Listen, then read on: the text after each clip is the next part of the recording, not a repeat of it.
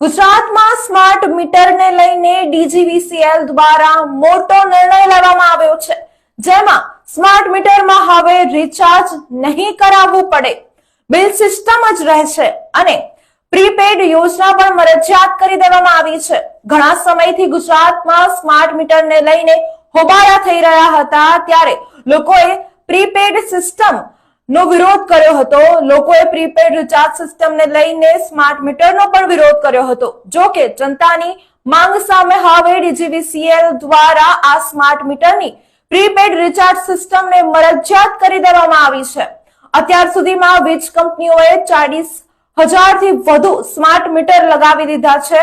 Smart મીટરનો વપરાશ પોતાના ફોનમાં જોઈ શકાશે, તેમજ બિલ ઓનલાઈન અને ઓફલાઈન બંને પ્રકારે ભરી શકાશે. ત્યારે ગુજરાતમાં સ્માર્ટ મીટરને લઈને ડીજીવીસીએલ દ્વારા મોટો નિર્ણય લેવામાં આવ્યો છે અને પ્રીપેડ રિચાર્જ સિસ્ટમને મરજિયાત કરી દેવામાં આવી છે.